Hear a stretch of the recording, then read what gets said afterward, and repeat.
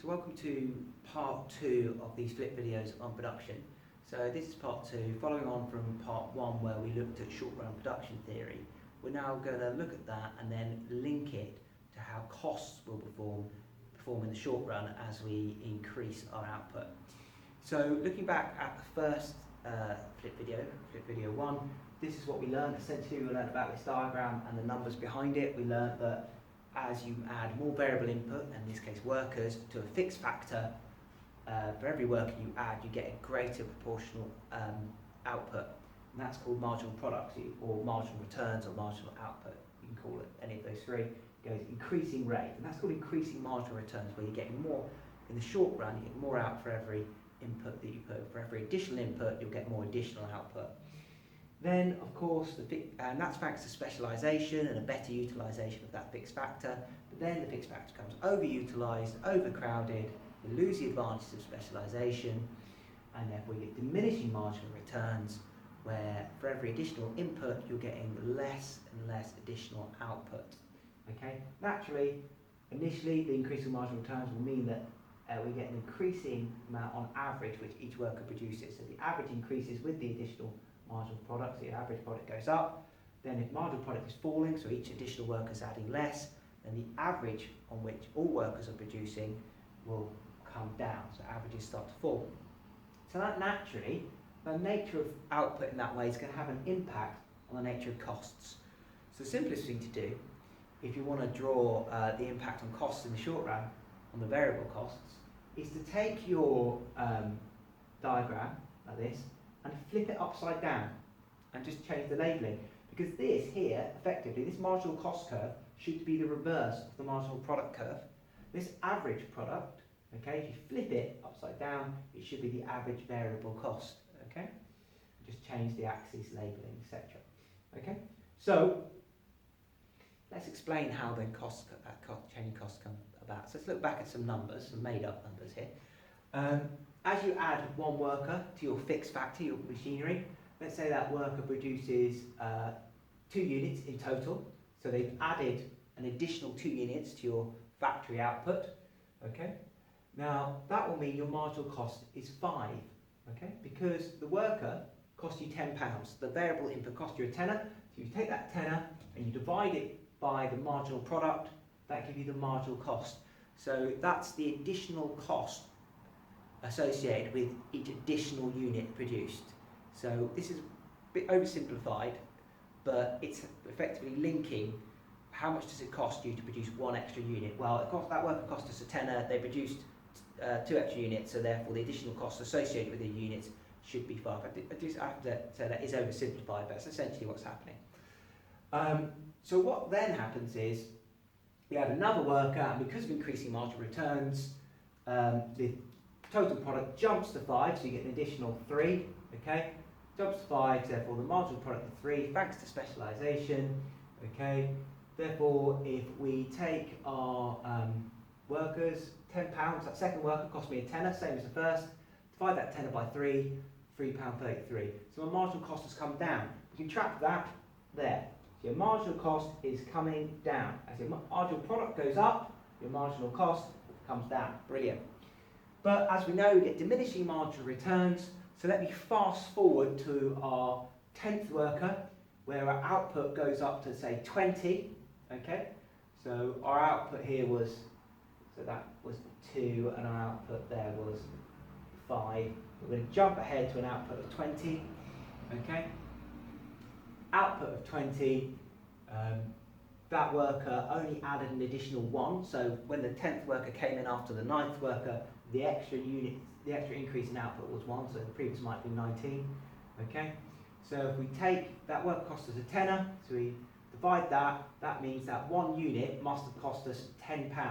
So our marginal cost is way up here. So the 20th unit produced by the 10th worker has cost us a marginal cost of £20 associated with that unit. So naturally, if marginal cost is going to behave like that, as marginal cost goes down, it's going to drag average variable cost down. And when marginal cost goes above the line, it's going to drag average variable cost up, just like the reverse of what it did up here. Okay, so let's have a quick look at that. If we look at the First worker, okay, they produce 2 units, it's 1 worker, so on average they produce 2 units because it's only 1 worker producing the 2. If you take the total cost, which is 1 times £10, and you divide that by the total product, you'll get the average cost, okay? And therefore that's 5. And in this case it's average variable cost, because we're only talking about variable inputs here, our workers, so it's average variable cost. We're not considering fixed costs here, just the variable cost. So therefore that's 5. Okay, so we've got an average variable cost of 5, so that's there, okay? Then you've got your second worker, and you've got a total product of 5, but you've now got 2 workers earning £10, so 2 times 10 equals 20, okay? 20 divided by 5 gives you an average variable cost of 4, so therefore the average comes down. So your average variable comes down. And that continues to happen because we benefit from increasing marginal returns. Average product goes down, therefore average variable cost goes down. But yes, we get our diminishing returns. So again, fast forward to our 10th worker, and what's going to happen is that we've now got a total output of 20.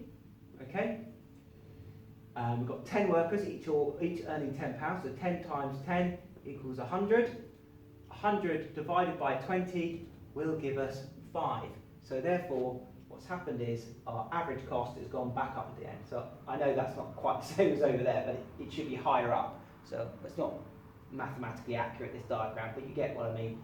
The average variable cost comes back up again. So it's gone down, it's gone back up again. Marginal cost goes down, and it comes back up again. Okay, thanks to this process here. Okay, so that's in the short run, those variable costs. But you also got to think about the costs associated with your fixed factor. Okay, so in part 1, the fixed factor was our machinery. So this is this diagram here. So let's imagine our machine cost us £100. Okay, we've only got 1 machine and it costs us £100. So if we produce 1 unit from our machine, only 1 unit, only 1 pin from our first video, that means our average is going to be £100. So 1 unit is going to cost me effectively an average fixed cost, so that's F for fixed. Okay, it's going to cost me £100. However, if I produce 2 units, so 100 divided by 2, it comes right down to 50. So you get significant cost advantages on average as you increase your output. However, that starts to diminish over time. Okay, because by the time we come to say 100th unit, if you divide 100 by the cost of the fixed unit, that fixed machinery, by 100, then our average fixed cost is 1. Now it's much lower, but it hasn't dropped by very much, has it? Because if we go to 101 units, and you divide 100 by 101, then our average fixed costs will drop to 99p. So you've only gone down by 1 pence. By going from 100 to 101, you've only effectively reduced cost by 1 pence, whereas here you've dropped it by 50 quid from going from 1 unit to 2 units. So the advantages of increasing your output and dividing your total fixed cost by the output to get your average fixed cost diminish. Okay? So you've got your variable and you've got your fixed. And to get your total costs, you add your variable to your fixed. So if I combine my average variable cost with my average fixed cost, I get my average total cost. So that's ATC. You might see that in some diagrams just shown as AC. Okay? And if we add then the marginal cost curve to that diagram, what happens is you get it comes right through the bottom centre of the diagram, and you get your lowest point on your average total cost curve, or your AC curve, and that is your productively efficient point, PE, your optimal output in the short run. And that's what a firm would aim for when seeking the lowest possible average total cost and managing its costs in the short run. And that's effectively short run production theory related to the short run costs.